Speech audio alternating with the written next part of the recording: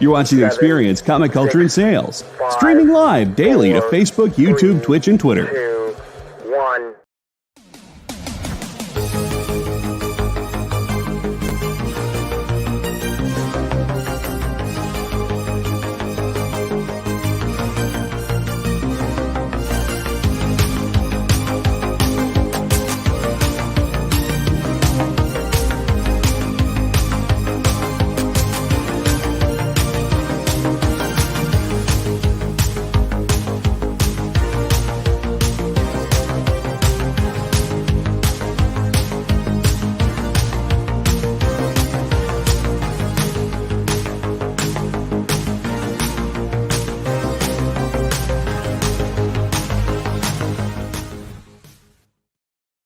Hey everyone, welcome in. We are the Comic Book Beardies, and we're presenting the Geek Chat. And I am here with Desmond, my co-host.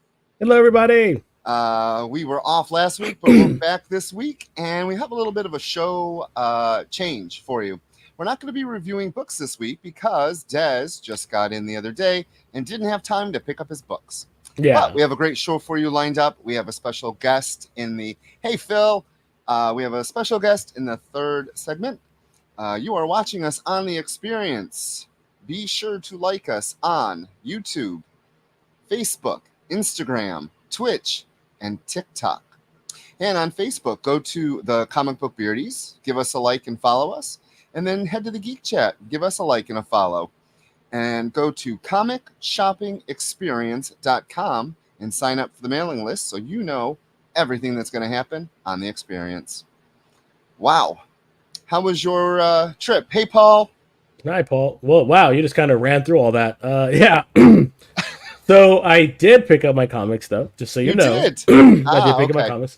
But yeah, we wanted to spend most of this time talking about my trip to New York City Comic Con. If you hear my voice, I'm a little raspy. Unfortunately, excuse me. Unfortunately, I did pick up a bit of the con crud.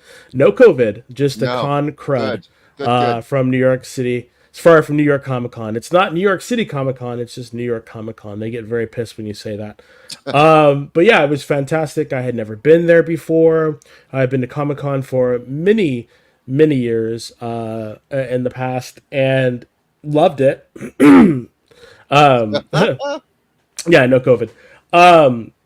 I was there, and I've been to New York a couple times, and I wanted to come for New York Comic Con because I hear it's fantastic.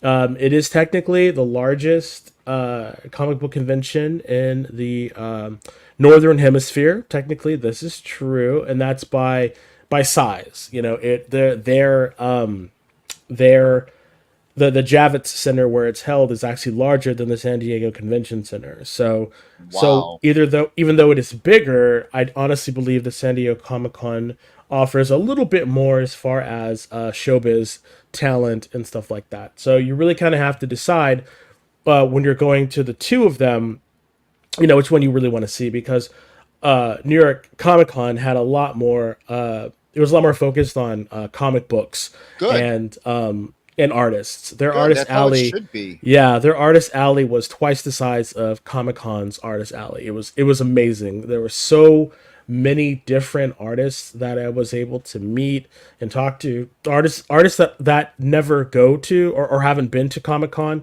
in a very long time. So it was great to meet these other artists that are primarily on the East Coast and actually talk to them and be like, oh my God, you know, I can't believe I'm seeing you. Who'd you talk to? Well, I didn't talk to, but I got to see Kevin McGuire. I thought that was really kind of cool. Got to see Chris Claremont. That was really cool. Marvel released him from his cellar? I know, huh? Jeff Loeb, Tom Taylor. I got to see him walking around, him and his little cute ass. I was like, oh. And then I got a drawing from Carl Kessel, which was fantastic. I've been a huge fan for him for a very long time. He did Hawk and Dove, right? Yeah, a long time ago. I think yeah. And then he did Mr. Majestic as well for DC, Wildstorm. I got to see, who else did I get to see? I got to see A couple other people just walking around. Oh, Peach Momoko, I got to see her. That was really kind of cool. Yay. She was actually not mobbed because they were very smart this time, and they had like you had to like get tickets advance to meet her because people were. I guess last year people went a little crazy and they mobbed her table and she had to leave. So whoa. Well, yeah, we'll be talking about Peach in the second segment. yeah, because sure. there were a lot of New York Comic Con comic book announcements that we're going to talk about in the second segment. So please stay tuned for that.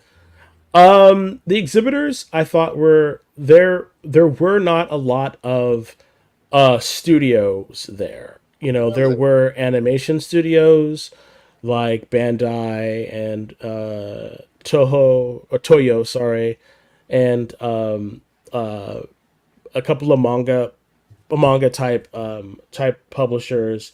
Did you get to go to that one you really wanted with was it Ultraman? Yeah, so Tamashii Nation was there. I'm a huge Ultraman fan. If you do not know, I loved it, and Tamashii Nation just they create Ultraman figures and with Bandai Namco, and they make these really super articulate figures. And I was very happy because their presence at New York Comic Con is so much bigger than it is at San Diego Comic Con. You know, they had an actual in Japan. You know, where Henshin or transforming heroes like Kamen Rider and Ultraman and Godzilla and all these other people are really super big. They have these things called like stage shows where they actually have fights. So you're like looking at they have choreographed fights. Yeah, and with so people in the costumes. Oh yeah, so I actually went to one with my friend Randy.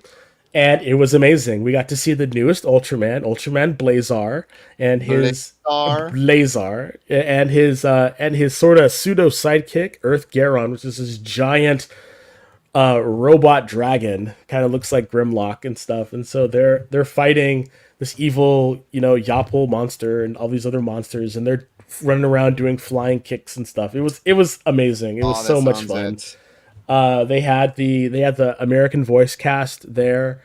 It was a lot of fun. It was just a lot of fun to go there and experience something that is usually reserved for folks in Japan because they usually don't have that here in America. And so I'm glad you got to see it. Yeah, and then Tamashii Nation actually had a pop-up store in Times Square where you're able to go and purchase, of course, these figures. And I was able to get my picture taken with the OG Ultraman, as well as Ultra 7, who was the second Ultra. Well, he's his own Ultraman, but he's like the second of the Ultra brothers. But his name is 7? Ultra 7, yeah. And but he's the second one. He's the second one, yeah, Ultra 7. How does that make sense? I don't know. You have to ask them. So, and I got to take a picture with him, and I also got a picture with Ultraman Blazar and Earth Garon. So I was very excited.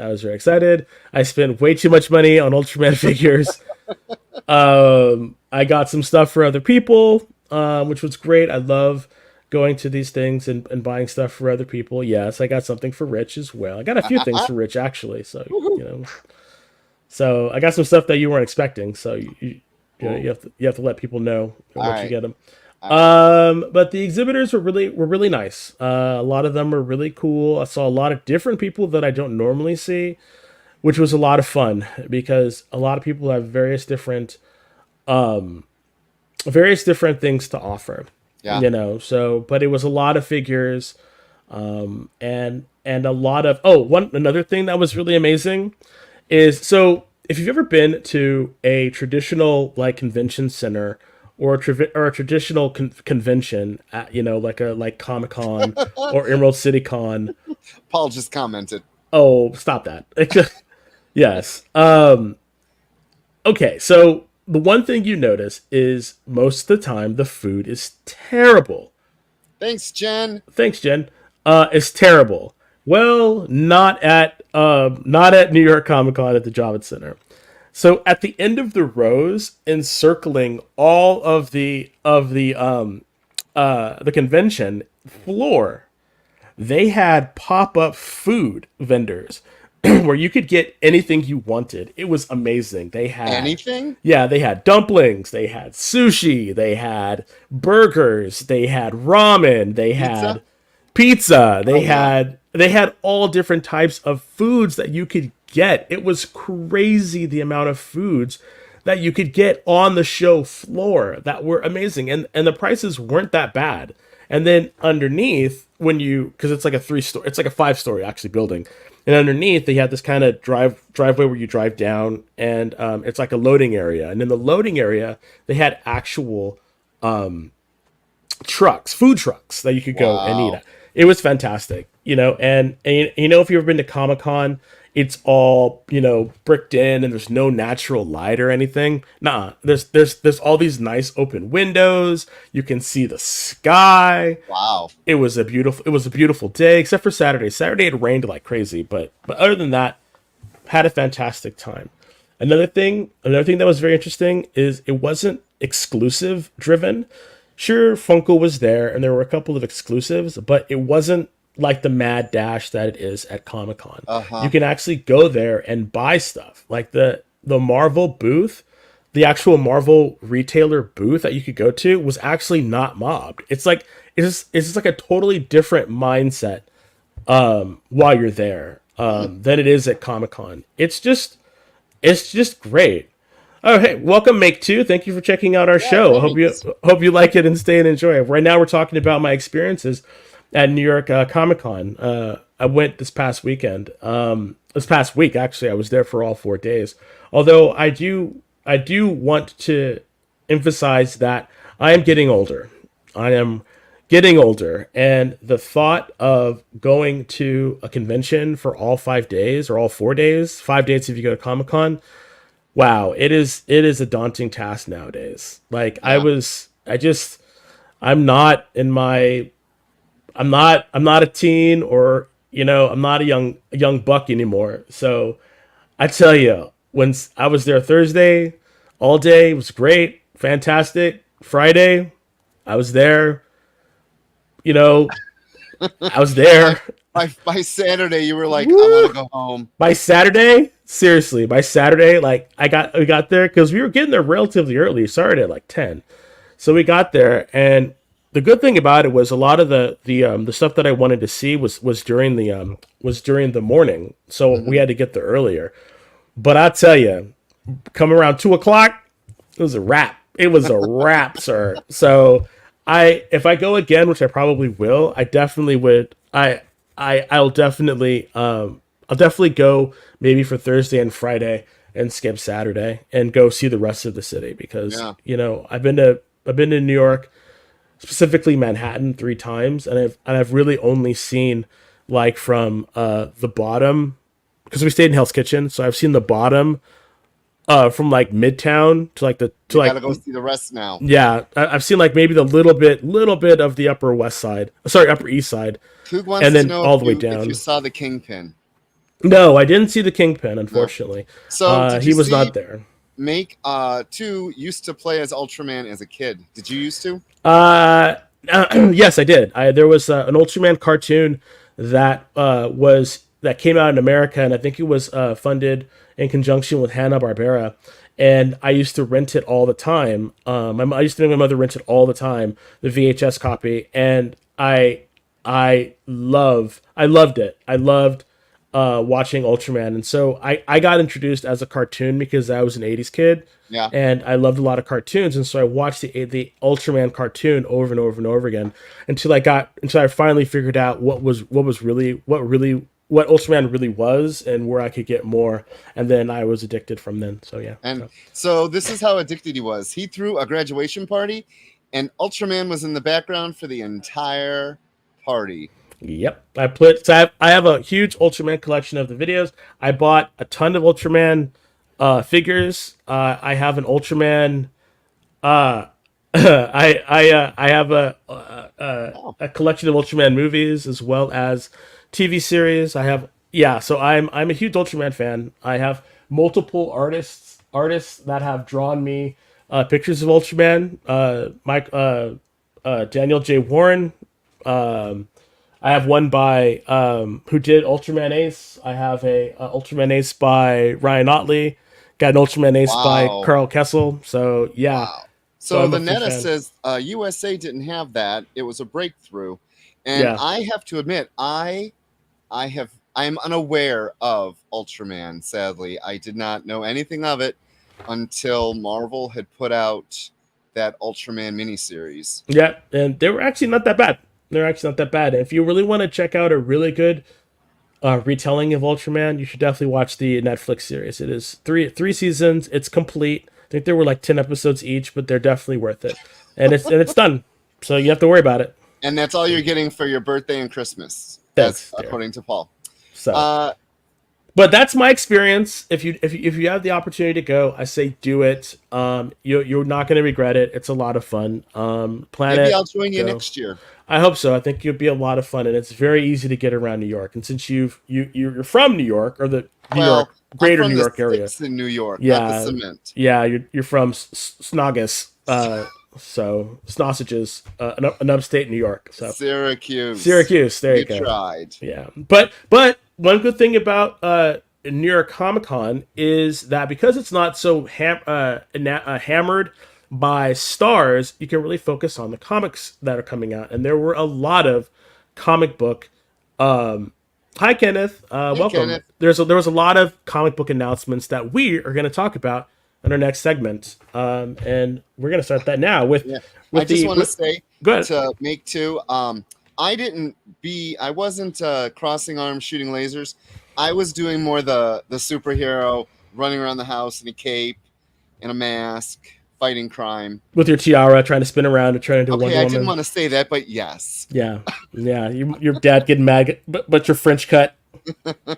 No. So are we taking a break or are we No, gonna dive we're gonna into keep it? on. It's only All it's only right. 5:19. Come on, let's go. All right. So, New York City first up, announcements. yes.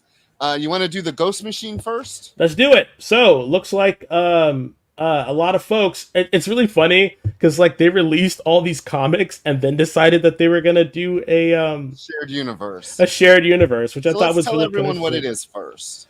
Yeah, so basically, Jeff Johns, Brian Hitch, Gary Frank, and a bunch of other people, Brad Meltzer, what is it? Jason Farbuck, Peter J. Tomasi, Francis Manipal, and a couple other people basically are joining forces to create Image 2.0. I mean, it's a Ghost Machine, which is a creator-owned Imprint. imprint through Image Comics, much correct. like Skybound with Robert Robert Kirkman. Kirkman, yeah. So yeah, so this is basically another shared universe that is being created, much like what Robert Kirkman did with Void Rivals and Hasbro and Skybound, in which except for working with except instead of working with existing properties, they're creating their own properties, Right. and this is going to be a shared universe. So it's the Unnamed, which is spinning out of Jeff Johns and Gary Frank's Geiger and Junkyard Joe series, Yep. which Image has been putting out for maybe the last year. Mhm. Rook Exodus, which is going to be a sci-fi storyline from Jason Fabok. Okay, I'm looking forward to that. The Family Odysseys, centering around a time-displaced family, the Jetsons. Peter Tomasi or Tomasi, I don't know. I love either one. And Francis Manipul, who's an amazing artist, The Rockefellers, which is going to be a horror universe. No, read again. Oh, wait. The Rocket Fellas. The Rocket Fellers. So it's no. Yeah, it's funny. It's a play on words. So I'm assuming it's gonna be like super rich people like in the future. Right. So that's kind of interesting. And then there's another. We don't know if it's going to be a writer. It just says a creator who is remaining under wraps because they remain under exclusive contract elsewhere. So it's got to be a DC horror. or Marvel. But it's a horror universe. So I'm thinking it might be someone like Stephen King's son. I can't remember his name right now, but it's Joe Hill. Yeah, it might be Joe Hill. Might be a part of it. Yeah, but I don't know what he's writing currently that he'd be under a contract. Who knows? It could be something for TV, or it could be something for something else. Yeah. But so what do you think about this? They're trying to create much like Marvel and DC, this shared universe of, we already know superhero books not done by Marvel DC have a very limited shelf life. I mean, we both love Dynamo 5. That really didn't go anywhere. I'm just wondering when DC is going to acquire them. So, oh no, the rumor is Universal will be buying Warner Brothers within the next couple of years. Well, then there you go. So wow. So that makes sense then. If you create your own universe and then you're able to start making your deals and then you sell it off, but I'm just thinking if this goes the way of like what Wildstorm did, and because it'll be their own thing. But I don't know if they're really wanting to stay away from larger comic book publishers and do their own thing, then I think that they would not want to create something just to sell it back. I think if they're trying to, this really rings in my ear about creators wanting to get paid, for what they're doing, and I'm totally for that. So if you're able to create your own thing and you can live off of your name, I know that Scott Snyder and what's his name? They just released it. It's Scott Snyder and Tom Hardy are doing their comic book together. Right. And I'm like, that's what I'm talking about. If you're able to connect yourself with these big Hollywood, A-list actors or even B-list actors, and they're able to pull their weight. Like I'm waiting for the Keanu Berserk movie to come out. All right.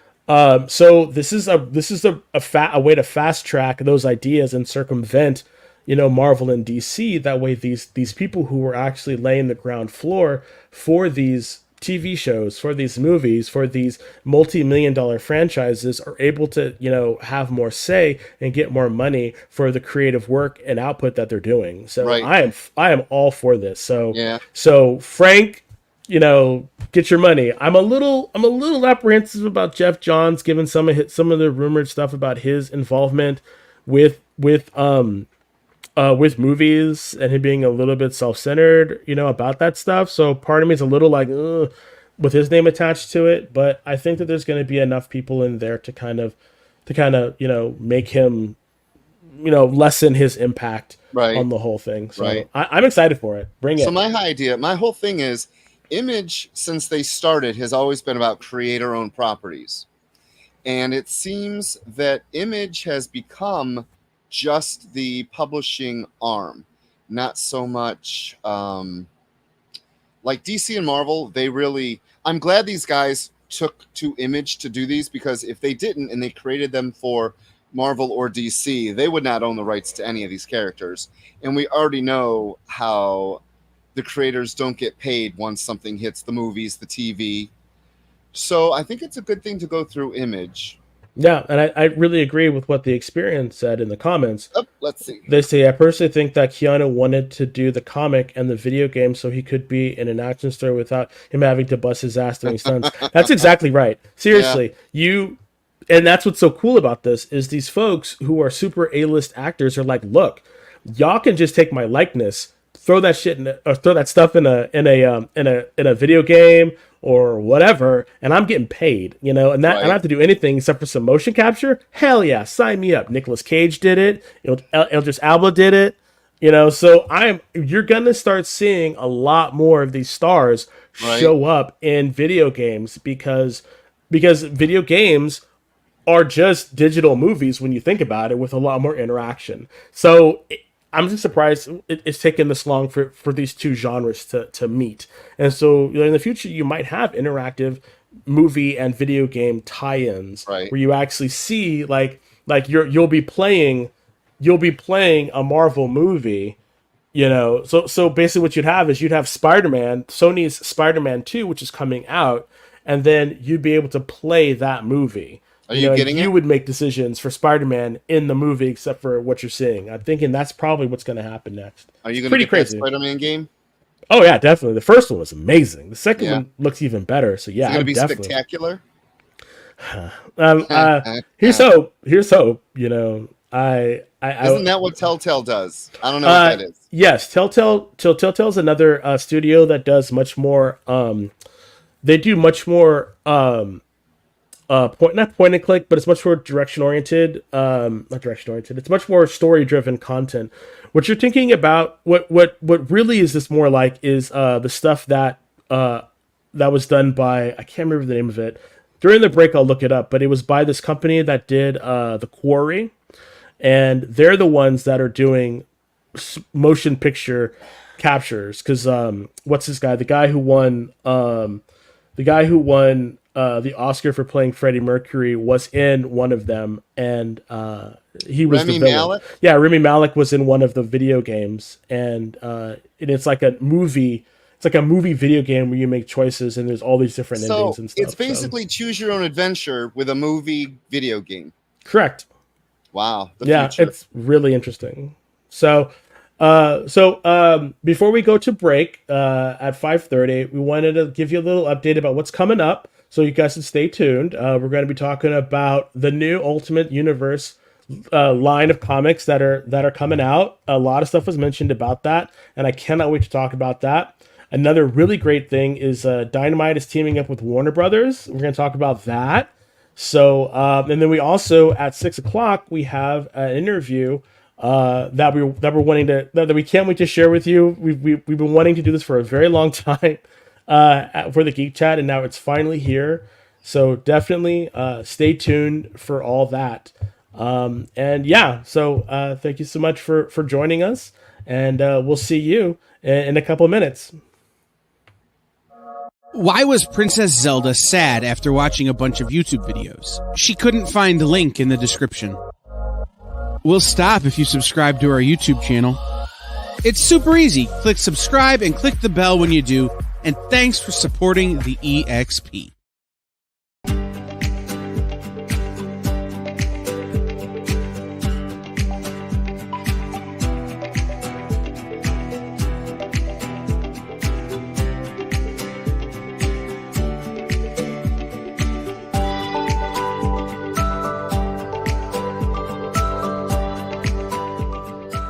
There's something for every imagination at your local comic shop. Visit comicshoplocator.com to find a store near you.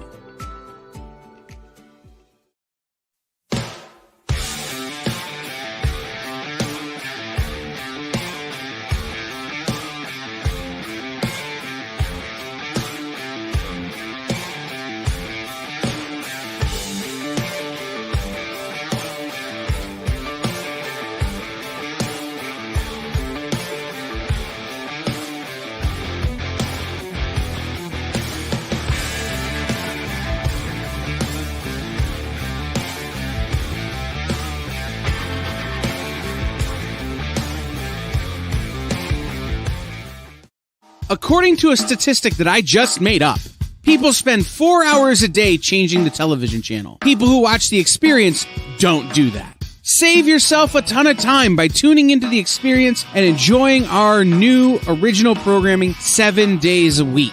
And then tell your friends. Think about the money they could save on batteries in the remote alone just by tuning into The Experience. Find out more by scanning the QR code below.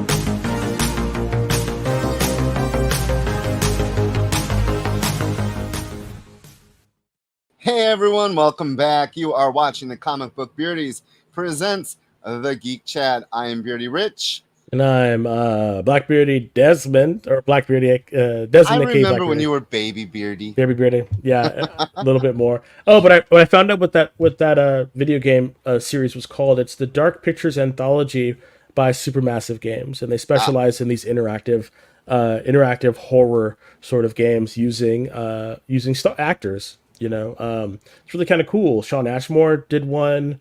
Will Poulter did one. Ashley Tisdale, as well as Jesse Beckley, were some of the people that were in some of their games. So if you like that stuff, check it out. Yeah. So you're watching us on The Experience. Be sure to follow us on YouTube, Facebook, Instagram, Twitch, TikTok. Oof, we're everywhere. We are everywhere. Like us on Facebook in the Geek Chat. Also go give the Comic Book Beardies a like. And then for everything The Experience, go to comicshoppingexperience.com. We are on every day. Not us, but The Experience is on 7 days a week, bringing you programming like Miss Jen, who said hi to us earlier. She does a show right before us, and she's always got some great comics on sale. She had some Timeless today. Timeless coming from, of course, Loki, which episode 3 tonight. Have you caught up on it? No? No. You've been gone. Nah. I've been gone. So sorry. That's okay. That's okay. So I just want to say real quick, one of the announcements DC Comics put out was they're doing Elseworlds. Okay, big woo. I'm sorry. That's awesome. I think it's great. It is more amazing, but like, really, you needed to wait until New York Comic Con to release that little nugget? I mean, things are fun. Let's do it. Yeah.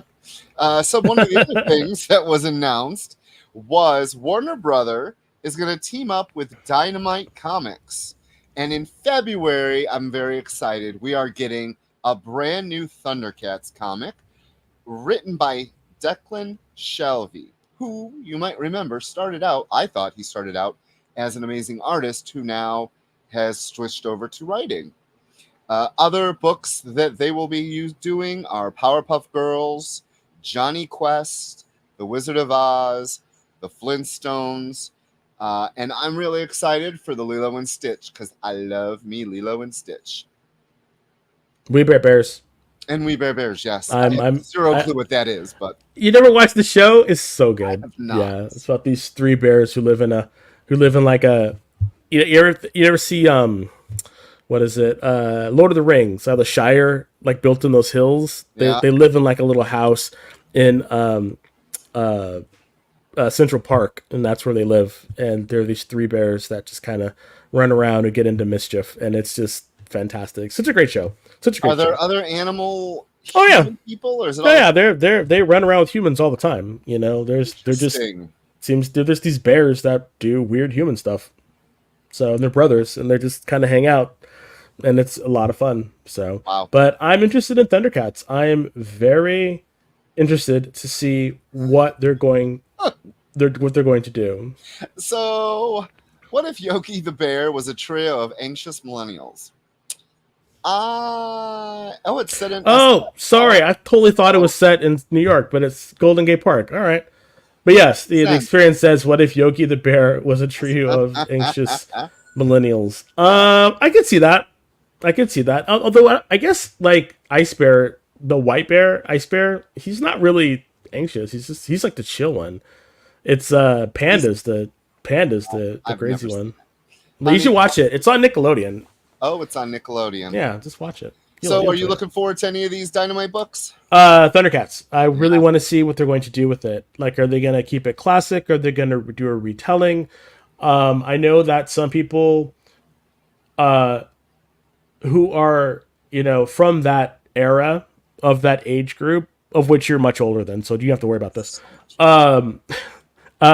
They don't like when their properties are... No, not their properties. When their childhoods are challenged. I don't say ruined. When they're challenged. So I'm not sure how. Because I'm sorry, Thundercats is a very delicate line to toe when you're trying to A, do something new, and B, be respectful of the source material. So I do not envy anybody who has to do anything with a property as beloved as Thundercats. I mean, they probably have a better time doing Transformers and GI Joe. Yeah, same thing with Transformers and GI Joe. I mean, they have a better time doing like Silverhawks or something. Oh my god, that'd be awesome. Yeah. I just want to say today I learned David Nakayama is going to be doing the main covers, and it's a little bit of a redesign with some of the costumes, more modernizing them, and I was good. I was good with it. A lot of, and that's what I mean. It's like I think it's fine to redesign and upgrade some of the stuff, because some of that stuff, you just can't. It'll look dated, and right. Like, even though people were like, oh, that's classic. No, we can redefine it and bring it up. That's fine. Right. I think it's totally fine doing that. So there was a Thundercats cartoon, not the newest one where they made them all weird looking. Yeah, with the wiggly arms. Yeah, there was one, I don't know, maybe 10 years ago. Yeah, in the early aughts. They tried to relaunch it, and it did not do well at all. I thought it was great. I did too. I thought it was great. I thought that they had modernized it just enough that it was, and what I liked about it is the artwork.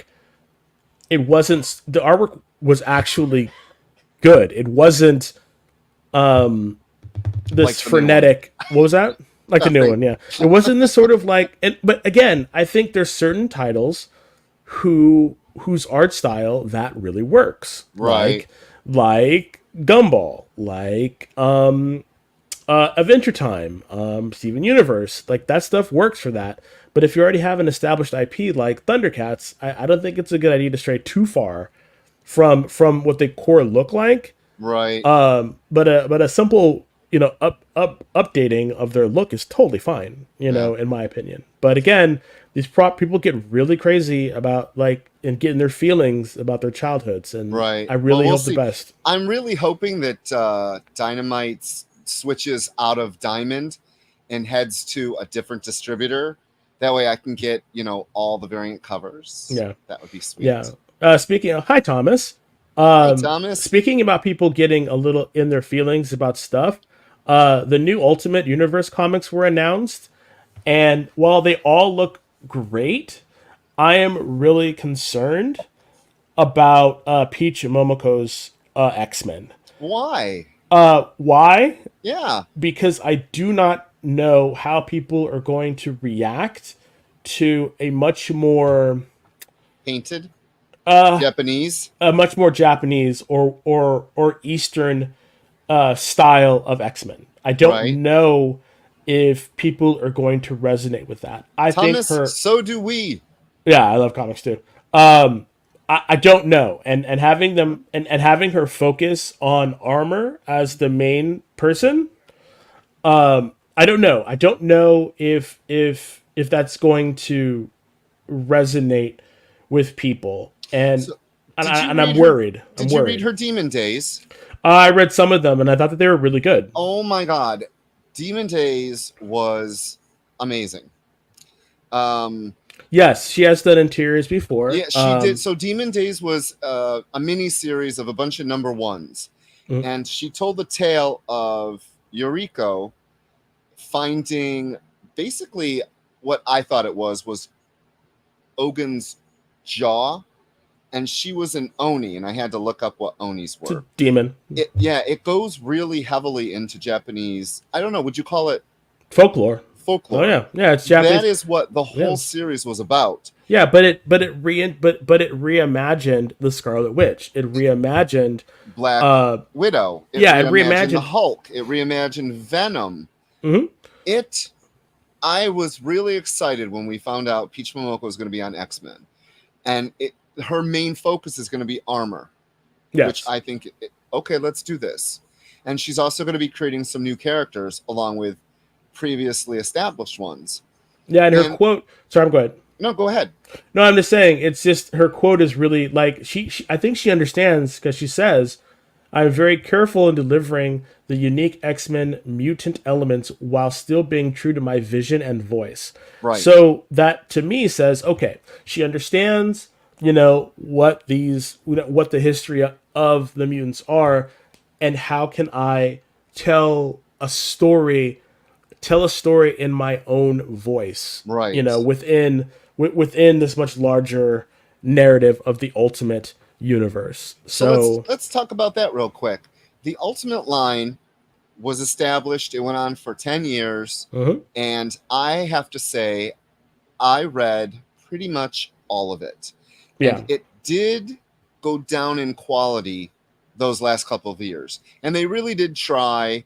Like, they tried to bring new things in. Brian Wood did a run of, I think it was X-Men, and he turned them all military. It was a little weird. The breakout star, of course, was Miles. Miles Morales was the breakout star, came to the 616 after the, what did they call it? Extinction? The incursion. No, the cataclysm. Oh my God! It was where. All the planets came in before they. I think it was called the incursion, wasn't it? Was it the incursion? Yeah, before Secret Wars hit, and then everything crashed, and they were all killed. Yeah, except for Beyond Earth, Ultimatum. That was one of the big ones. Ultimatum. That was one. Yeah, Ultimatum was the one. They one. really tried to end it. Yeah. But Miles survived because he gave Molecule Man a sandwich, a hamburger. Yeah. Okay, that's good. A cheeseburger. Actually, it was a cold cheeseburger that he had in his. He had a suit in his suit pocket. Yeah. So when the Ultimate started, the Ultimate was the Ultimate line of Avengers. I really enjoyed it. Mark Millar nailed it in the most Mark Millar-ish kind of way, because he writes kind of big. So now we have Hickman coming in and starting this new reality, this new world of the Ultimate line. And I think it's going to be great, because it's going to give us another story to tell of these same characters. Yes. Which is always a good thing. Yes, and if you're not reading it now, it's currently happening now on Marvel, on comic book stands right now. Like this is all going to happen next year. Right. But all of this is happening now. Like, it's setting it all up. Yeah, he is setting it all up right now in like Ultimate Invasion and all the Ultimate stuff, in which we're getting ready to meet Ultimate version of Kang. Iron Man is there. Well, we kind of did, but we're not sure who the Ultimate Kang is. People are kind of thinking that it's Tony Stark from the future, you know, or it's another version of Iron Lad or something. I don't know, but all that's supposed to come out, and then there's supposed to be a really big, you know, something's supposed to happen in the universe, right? And then it's going to be. Then the Ultimate Universe is supposed to take over, and even though it's going to be similar to the old Ultimate Universe, it will have its own flair and differences, like the Ultimate Avengers, which is going to be written by Jonathan Hickman, with art by Ultimate Spider-Man. No. Ultimate Avengers. No, Ultimate Universe. Sorry, Ultimate Universe. Sorry, I thought it was Ultimate Avengers, but it's called Ultimate Universe 1. Right. Is being written by Jonathan Hickman, and that's the one that basically sets the whole thing off. Right. Then you get Ultimate Spider-Man, written by Jonathan Hickman, and art Marco Checchetto, who's fantastic artist. He is a great artist. This is the one that I am super excited for. Now, and it's weird that it looks like it's Peter. Well, I'm thinking he's saying it's a Peter be Peter situation, so maybe it's not Peter. Early people are saying that it might be Ben Reilly. Yeah. Okay, I'm up for that. Yeah, so it might be a blonde-haired Ben Reilly as Peter Parker. Cool. Then we have Brian Hill and Stefano Caselli doing Ultimate Black Panther. Oh, it's gonna look beautiful. Yeah, I'm interested because Khonshu and Ra are coming together. Right. And they're creating a Moon Knight. So is it Moon Knight versus Black Panther? I'm interested. I'm here for it. And then the one that I'm really super stoked for is Ultimate X-Men. It's all being done by Peach Momoko. And it looks like Paul might actually enjoy the X-Men. Yeah. I don't know. I don't know what to expect. I'm here for it. I hope that she. Sorry. Well, I hope that she's able to bring some very new and interesting stuff, and I really hope that it resonates with people and people don't feel like they're being alienated because it's not traditional enough or something. So I really hope that people will give this a chance and let it go, you know, and just let it be something new. I agree. I really agree there. I also have high hopes for all these Ultimate lines. They've got some really good talent lined up with them. And that right there shows Marvel is invested. Yeah, one thing that I'm not super excited for, Is? and I'll tell you this is Marvel Vampires. I guess there's a new thing coming out with Marvel Vampires. I got the Marvel, what is it, Spooky House thing that came out this week. Yeah. Yeah, I got that. I haven't read it yet, but I'm thinking, okay, let's see. Was okay. Anytime Marvel does an anthology, and I say this of the Marvel Voices line, anytime they do an anthology, it's not 100%. I feel. Oh, I don't want to say that. That comes off really rude. Does it hit the mark? It doesn't hit the mark all the time. We'll say that. They should let it go. Let it go. To what? Just slam the door. It's a Frozen reference. Oh, yeah, with the Marvel.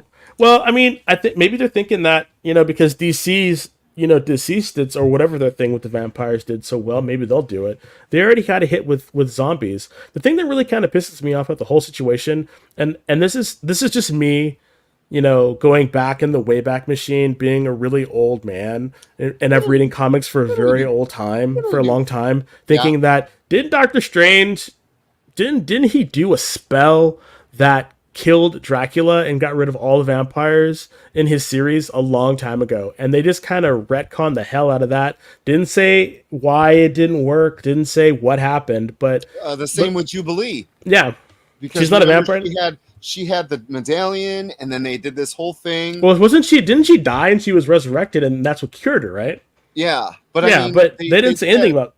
Well, no, they did that little mini series thing where they crossed over different books with the different vampires, and I'm like, Doctor Strange dealt with this already, and I understand, why they're coming back, and that's a nitpick, but it's like, come on, explain what's going on. I don't know. I'm not excited for vampires. Yeah, neither am I. I'm like, I'm trying not to be a negative Nelly, about it, but at the same time, I'm like, vampires, really? Can't we do Marvel mummies? That'd be fun. That would be fun. Have Khonshu, resurrect some mummies. Yeah, and have it be like we could do like Necrotia, but on a Marvel Universe scale where all the dead rise. I'd rather read that. Yeah, or like have, because they keep doing Cersei dirty, so maybe they can have her come back and she marries Khonshu, and they kind of have this weird. Are you talking Cersei from DC? No, I'm talking. What was her name? The villain in the Necrotia episode. Selene, sorry. Bad. No, but couldn't it be like Selene marries Khonshu and they have this weird baby, and they're like, the baby is like trying to, kill everybody or do something as a baby, a killer mummy baby. All right. So another thing sounds better than Marvel Vampires. It does. Another thing announced was Jason Aaron will be tag teaming with Joshua Williamson. No, what's the name? No, you're right. Basically, all it is, and I had to read this a couple times. I was very annoyed by this. So basically, what's happening is Jason Aaron is taking over Action Comics, right? And it starts as a round robin of various different artists and writer teams collaborating to tell Superman stories. Isn't that a tag team? Well, no, it's like a round robin, but it's all these different people, and then Robinson is going to take over at the end when it's over, and he's going to do the connective tissue or something like that. And I didn't like that. I was just like, I don't like that, and I'll tell you why. It's because of you can't maintain continuity when you tell all these different little vignette stories about Superman, and it's like that screams to me like they just don't know what to do with the character. There's 800 super people now in all these books, so the original now has to take a step back, a gimmick. I don't know. And it's just Paul's really funny about the heart of that. I get, even though I've never seen the movie. No, there's no heart of the ocean necklace. So, and it doesn't cause a boat to drown. I don't know, but I just wasn't happy when I read that because it's like they're already giving up on Superman, right? Well, I don't know. I'm just annoyed by that. When you put it in and I looked at the announcement and I read it, I was like, ugh. It's like, stop. Can we just have a consistent story about Superman? There's got to be a way to do it. Please, you're please, reading please, that? please. Yeah, You are. yeah. Although I think to tell you the God's honest truth, though, I think that I honestly believe that Shazam is the better one. Really? Yeah, So, Shazam is a better Superman than Superman is. so Paul, I can pick you up one if you want, if they still have them. We got it at Safeway. It's a tea candle light. Oops, wrong way. Great. Let me know if you want one. We're gonna burn the house down. Yes, yes. After this many of the experience says, after this many years, are there any Superman stories left to tell? Yes, there is. There are tons of Superman stories to be told. They just need to, stop. Never mind. I'm not gonna say anything. They just need to, stop writing him into ruts. Is all I need to say. To start telling stories, and he'll be fine. Yeah. So, just so you know, after us, and I'll remind you of this again, after us is Sketch Up with Mog and Mel. They are on at 7 o'clock Pacific, 10 o'clock Eastern. And tonight they have 4 special guests: Christy Shin, Anthony Apodaca, we'll try, Martin Zanala, and RB White. So be sure to tune into them on the experience. Yes, it's going to be a huge drawing jam. It's going to be awesome. They are after us, the experience. So the last thing, what was the last announcement? The last announcement. Oh, we've gone through all of them. Well, the last announcement that I wanted to say is that there's going to be making a new Dragon Ball anime series, Oh, yeah. Dragon Ball Daima, and it's basically sees Goku, Bulma, and others become younger versions of themselves. Oh, although unfortunately, it seems like this was already done in Dragon Ball GT, which is technically not canon, but now it is. So now we're getting a if you're not familiar with Dragon Ball, there's a whole universe, and there was Dragon Ball, then there was Dragon Ball Z, and there was Dragon Ball GT, and GT was at the end of Dragon Ball Z, in which they got the Dragon Balls, made a wish, and it made Goku, the main guy, young again, and so they went on these adventures. Oh, But that my was not God. but that was not canon, and so now they're actually doing it. So it's interesting. So if you're a Dragon Ball fan and you want to see what's happening after Dragon Ball Super, well, there you go. So I mean, that's kind of cool, I guess. Oh, yeah. Maybe. Jordan says Martin Zavala, Anthony, a.k.a. Avocado, and Melon Mog. That's awesome. That's going to be Oh. really good tonight.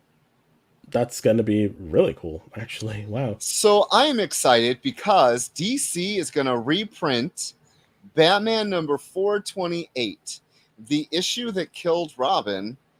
Now they're going to print the version that would have been released, had the phone call vote, which I voted to kill him. Yes, I did. I got in trouble for it too. But they're going to reprint it so I can find out what had happened had I wanted him to live. Wow. Okay. So, Well, that's kind of cool. I mean, I'm sure. I really hope that they post a picture or a post how many people voted to kill him, and versus how many people voted for him to live, just to see how like nihilistic the '80s were. I never liked Jason. I No was one did. reading Batman back then, and I really did not like. No one did. No, yeah, yeah. Well, he died, but let me tell you, I love him as Red Hood. Well, I don't know if that comic's out. I'm gonna stop what I'm saying because I might spoil something. Yeah. Stop it. Yeah. Stop it, please. So join us in the next segment. We have a local San Francisco creator coming up to discuss season 2 of his, what is it called? Not public funded, what? Public access TV show called The Glory Hole. He'll be joining us a little after 6. Yeah, it is a multifaceted TV show that delves into a bunch of different stuff. So it's all non-safe for work, but we have told him he has to keep it clean. Yes. So he should be joining us shortly after 6.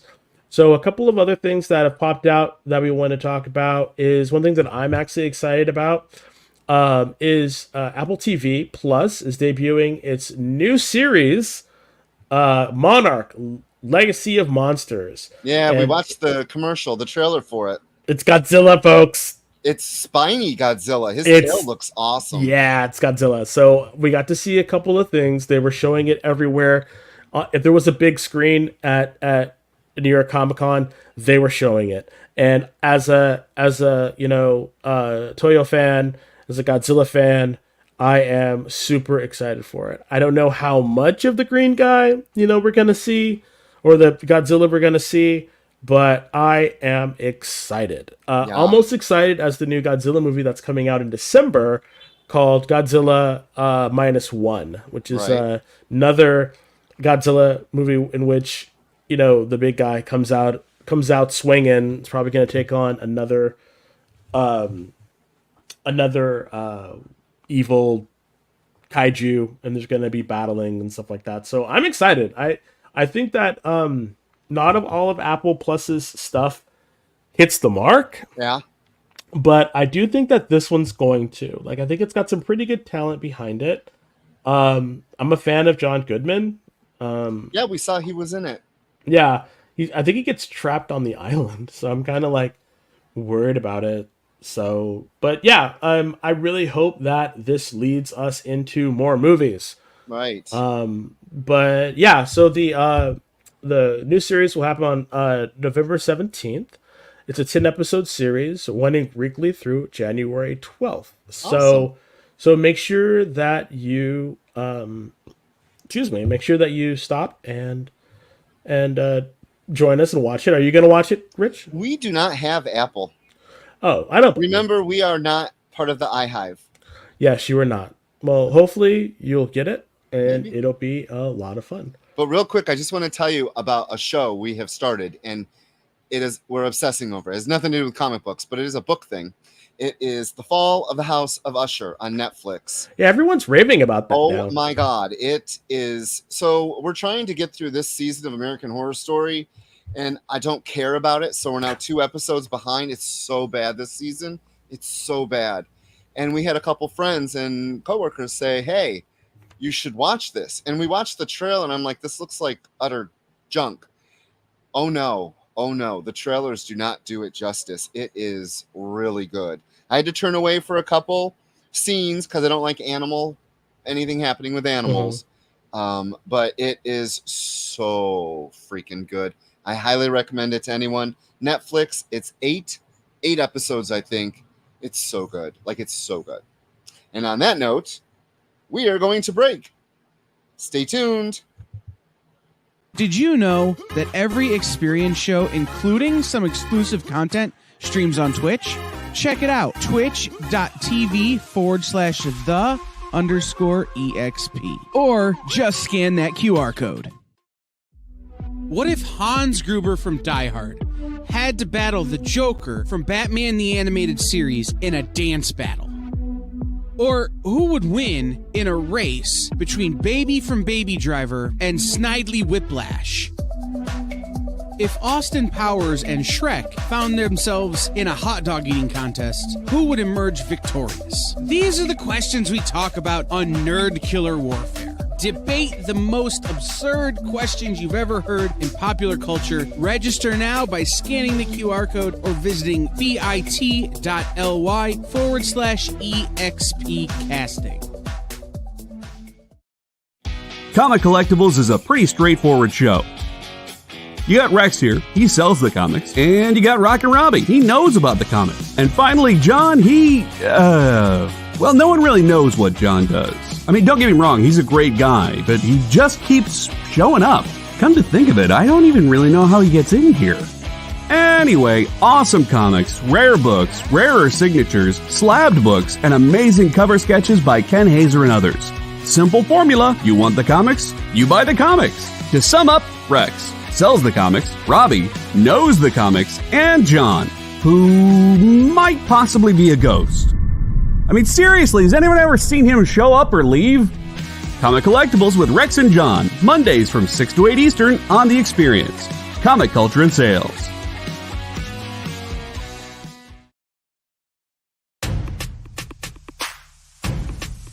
Go follow The Experience on TikTok at @the_EXP1 or scan the QR code on the screen. Our TikTok is like everywhere else we are, except you only have to deal with us for a minute. Seems like a win-win to me.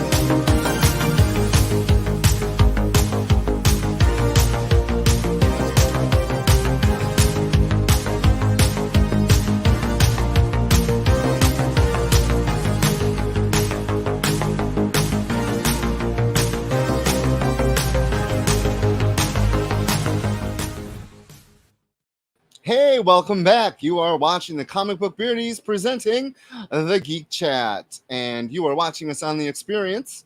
Like us on YouTube, Facebook, Instagram, Twitch, and TikTok. Be sure to head to comicshoppingexperience.com for everything that is The Experience, including the lineup for every night of the week. There's something on every night of the week. And then go to Facebook and give the Geek Chat a like. Follow us there. And the Comic Book Beardies. And were you watching the commercials? Mm-hmm. Oh my God. You and I have to audition for Nerdcular Warfare. Yes. That looked so much fun. And I love that. And I love that the other people employ ghosts. That was I really know. kind of cool. We're an all-encompassing experience, let me tell you. So we have a special guest up. And... oh, Jen would love to have us on. Hey, we got the in. We don't even have to audition. I would love it. When and where? Up next is Dave O'Shea. He is the creator of The Glory Hole. I met Dave, 5, 6, 7 years ago. He did a signing at our Castro Street location for his coloring book. Dave was doing coloring books before it was in fashion, let me tell you. Now the coloring book craze is everywhere, and his is an extra special adult coloring book. It is definitely not safe for children. Welcome to the show. Thank you. Can you hear me? Oh, yeah. Can you? Okay. I can hear you just fine. Just testing it. But yeah, Awesome. you were that was one of the first stores I was kind of hawking around the city, just trying to see who would carry it. And I remember exactly the image that you opened up to, laughed out loud, and I said, okay, these are my people. Whereas the same exact image, for whatever reason, the thumb would land on the same page. It was in A. I'll let you guys can look it up for yourself. It's just, it catches people off guard. Either it's, I love this is the greatest thing ever, or get out of my store, please.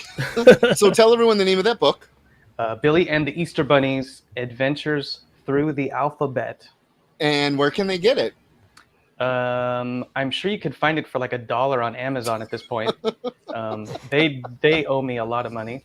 There you go. I've been paid like once, and I know they've sold quite a bit more than they're admitting. But anyway, me and big corporations, we have a habit of not liking each other. Yeah, we'll get into that a little later. Yeah, I can't wait. It's been a blast. But yeah, it's also on my Etsy page. Pretty sure I still got some up there. It's blatantRipoff.etsy.com, and you can get them directly from me there, and I'll sign them and draw something horrible. You should. Everyone should. Yes. And you'd be supporting a local creator as well. Exactly. We need all the help we can get. Yeah. So I want to say congratulations on the second baby. How's everything with the family? The sequel. It's good. I've got a 4-year-old and a 6-day-old. Wow. Whoa. So can you see the bags? Yeah. Yeah. But I mean, It's great. Everything's good. Good. You know, Good. all went as smooth as it could have been. You know, I did all the hard work, obviously. Yes. Yeah. All those hand squeezing. Hope your hands recovered. Exactly. Yeah. I got the feeling back. It's great. So you're best known for so one of your best known productions is the Glory Hole. Can you tell us what the Glory Hole is? Well, it's number one, probably most importantly, it's a very polarizing title that can make it very tricky for people to want to give it a shot, or they get the wrong idea and they're disappointed that it's not literally about its title. But essentially, it was a school project about 6 years ago now, at a local community college in Hayward, and they had a TV production class. The final for that semester was to make a 20-minute talk show. So I thought, I could do something kind of interesting with this, rather than just sitting on a couch and talking about politics or something. So I made a weird little thing, gave it a funny name that would I knew would make a lot of people in the room uncomfortable, and that's also, that's part of what motivates me, I guess, for better and for worse. And then that it just kind of grew from there. It was just literally just a school project. They run a public access channel out of that college. The guy that runs the channel was hearing about that, it was getting some buzz around, with the film students and television students. He offered me a spot if I wanted to make more. He'd give me a slot on the channel. And then kind of what twisted my arm was he's like, well, if it's like past 10 p.m., it's like HBO kind of rules. It's like nudity, naughty language, anything goes as long as you're not actually hurting people and you're not actually shooting adult material. Right. I'm watching see, I told you I'd be good. Thank you very much. You're very welcome. I think it's awesome that what we are on right now, the Geek Chat, started out as a school project, and now the Glory Hole started out as a school project, and we are in our however many year doing this, and you are celebrating season 2. Season 2, and it only took 6 years to get season 2 launched. It's great. Thank you, pandemic, and 80 other obstacles. These passion projects, man, they just yeah. I mean, part of it also this time. So the first season, I was still going to school at the time, and so I had all these people around that made it kind of easy. Like we were like, let's meet after school and shoot a segment. Let's meet Saturday and whatever. So this time around, it was trickier in that it was right after COVID. We were supposed to start before COVID, and literally the week of the shutdown, we had our first day for season 2 booked. And they're like, I don't think anyone's coming in for 2 weeks. Remember the 2 weeks thing? Oh my God, yes. Yeah. So 2 weeks later, in 2021, June of 2021, we finally got back to it. Wow. So it's basically the first couple episodes were like June, July of 2021, which makes all of the jokes and everything very, very timely. Mm-hmm. Because nothing's changed since then, right? No. Nothing. Yeah. So I mean, like, there's whole like anti-vaxxer portions of it, and the mannequin co-host of the show, if anyone's familiar, his name's Rudiger. Yeah. And he's telepathic. He's I guess he's a womanizer, and murders people on occasion. And so when we find him in the first episode, he had fallen way down the QAnon rabbit holes during the couple years off, and he came back with like a MAGA hat, and he's in hiding from the FBI because he was at the insurrection. So really, we were kind of blessed with like all the new material, previously unfathomable stupidity to pluck from good old real life. Real life. So how many episodes was in the first season? The first season was 13. What do you have planned for the second? We've already it's basically finished. Oh, good. So that's the thing, I guess, since I don't know how to answer a question quickly. That's the difference with this one, is I shot everything already, got all the animation finished and everything. So it took about 2.5 years. I've got one more episode to tighten up. John Booth says that Rudiger is his spirit animal. He's a lot of people's favorite. Him and Monkey Girl seem to be the two that the fan favorites. So tell us a little about the different characters, because you are the host, but it's not you. Yeah, I think that was part of it was a loophole for the final, because I if I'm remembering correctly, we were all supposed to host our own talk show for that class thing. So I think I just kind of, smart-assedly asked I said, okay, so Dave O'Shea has to host this. Yes. All right. So I got my buddy Phil to play me to host it, so I wouldn't have to be on camera. Yeah. And I could actually, direct it, because it was pretty involved. Even that first one, it was like putting together a live sketch comedy kind of a situation. Like, they were reading off of teleprompters, but it was still like nice to not be in front of the camera. Right. Actually, like, telling people how I wanted it to go, because it was also like a huge rush. We had like an hour to shoot all the in-studio stuff. Wow. So we had a couple of different guests. There was a dominatrix, and she would, sitting on her submissive as the chair, and all kinds of things that also just made the class. These are like 19, 20, 21-year-old kids for the most part, and a lot of them were just like, what is wrong with this guy?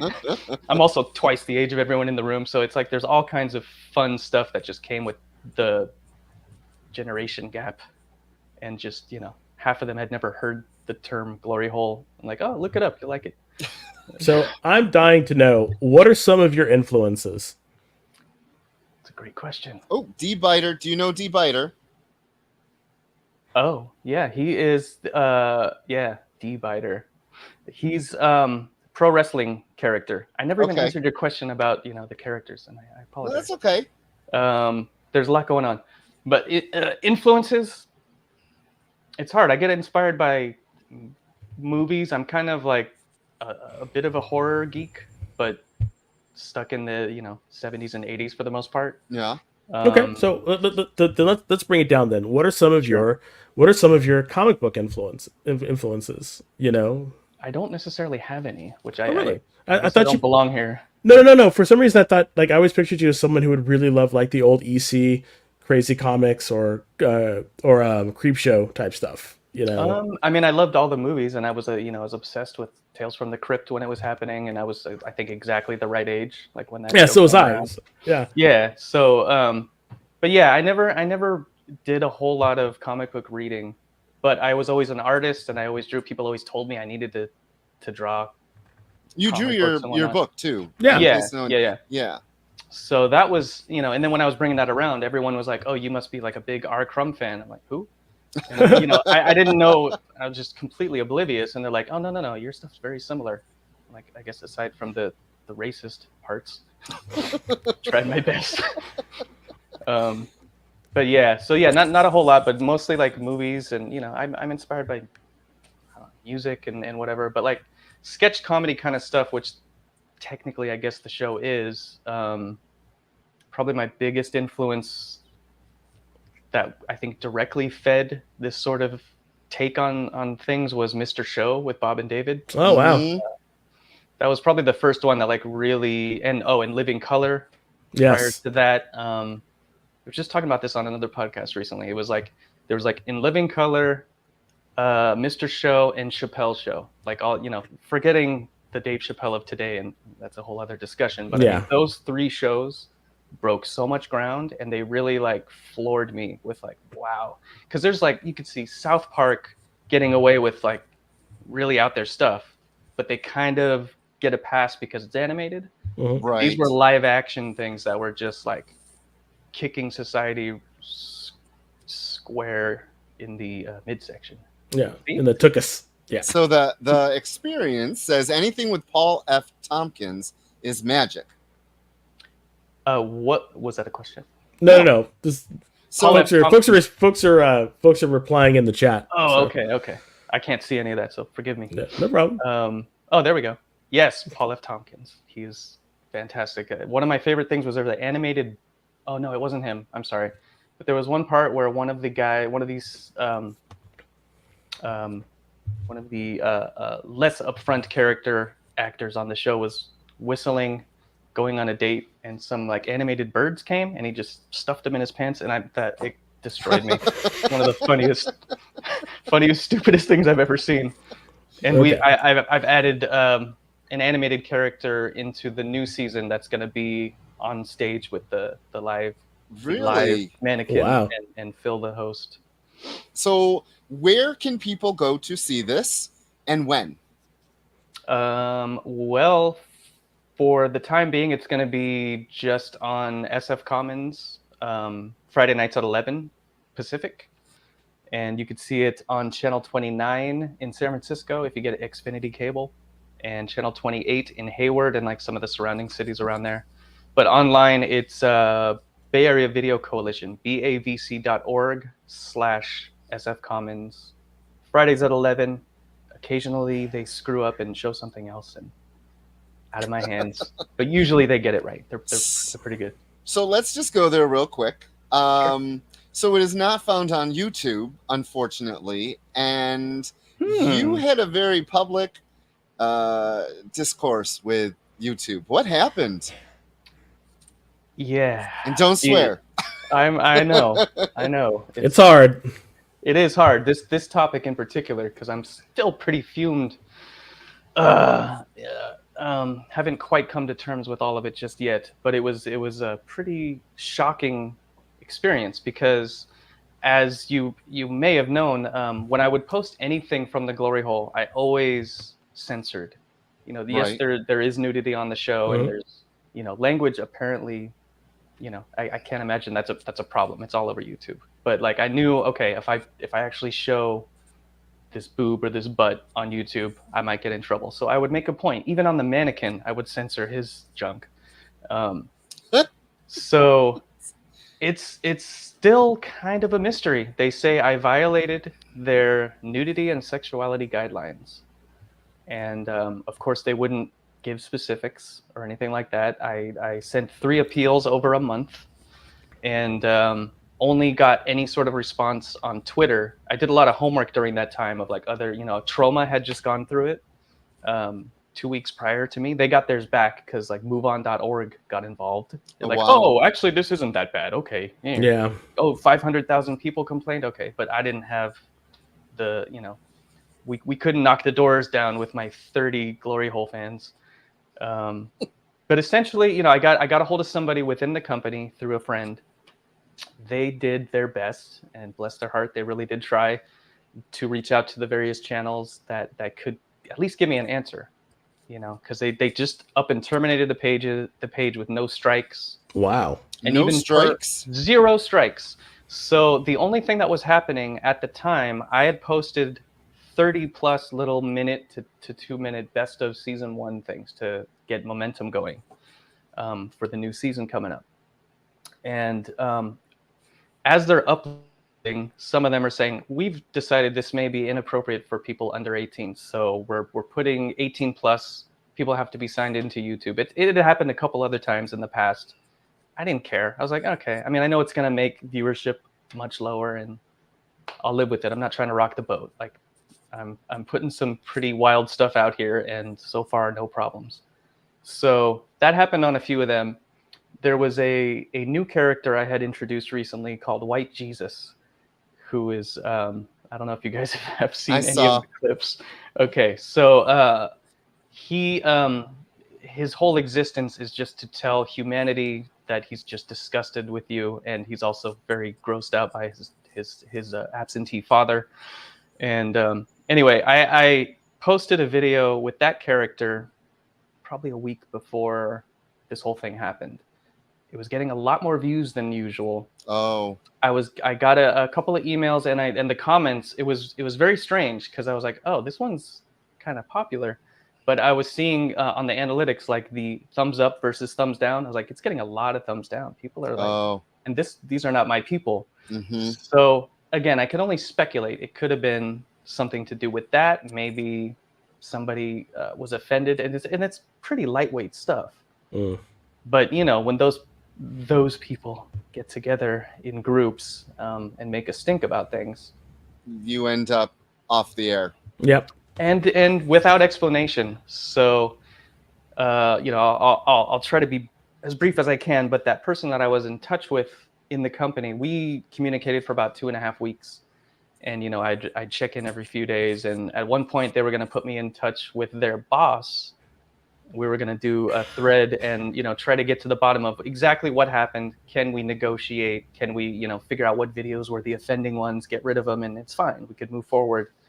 And then after a couple of days of silence, check back in. I'm like, well, when can I expect to hear from your boss? She says, I'm sorry. He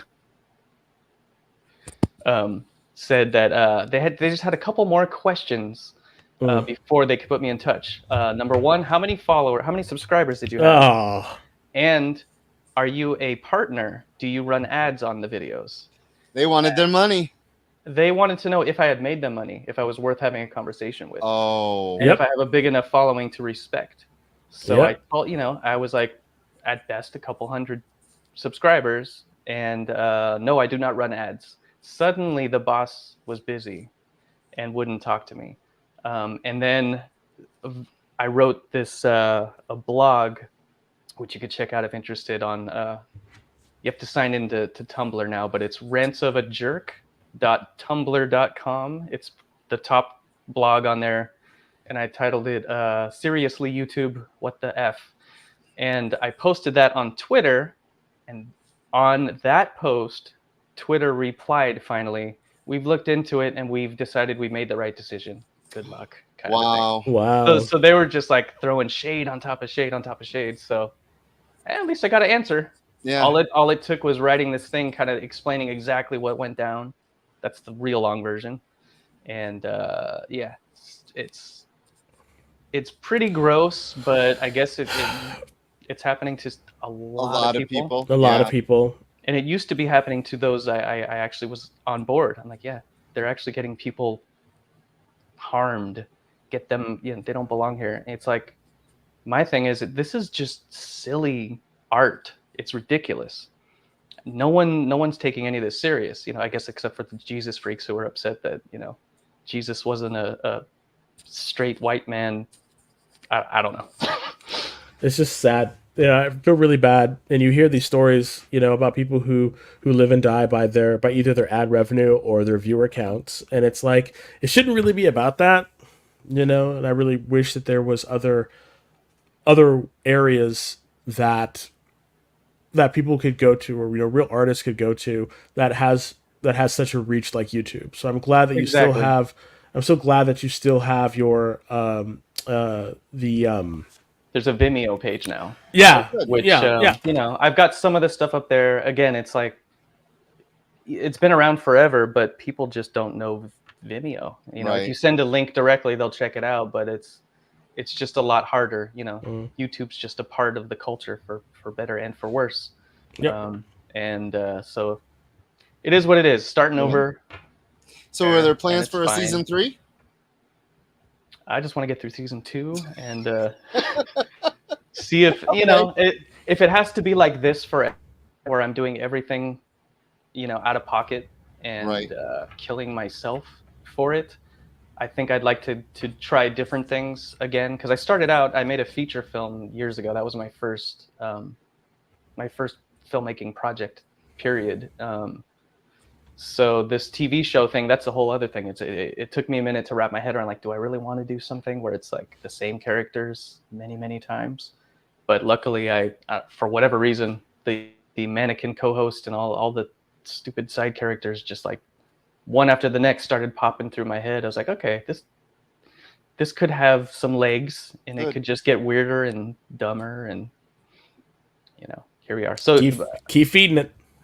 It kind of feeds itself, which is concerning. Yeah. So you said to me that they can watch the season 2 number 1 tomorrow? It'll be back. Yeah, it's going to rerun tomorrow night, 11 p.m. And then in theory, it'll be every other Friday, the next new episode. Okay, good. So tomorrow's the repeat of episode 1. So everyone can go check it out. Check it out. You should. I think it's pretty good. And honestly, it's the weakest of the season since I've seen them all. So it just goes up from there, huh?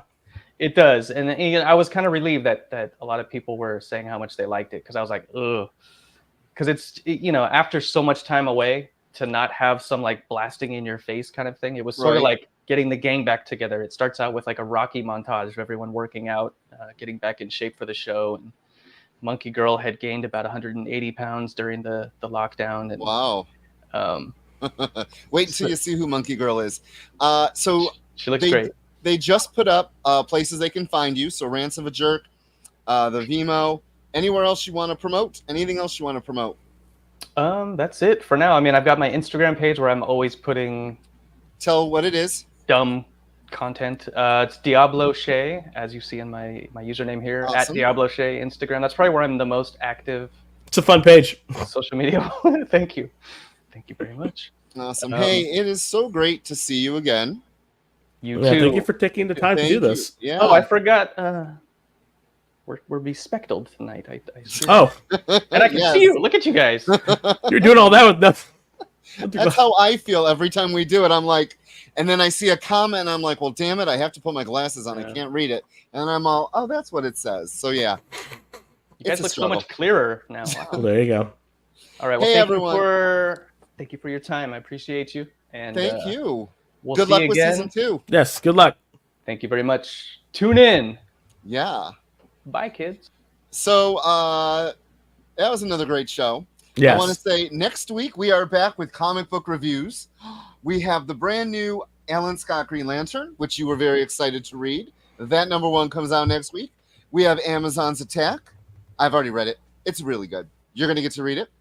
And Captain Marvel #1, which we're going to be reviewing, even though I know you're not a big Captain Marvel fan. I'll read it.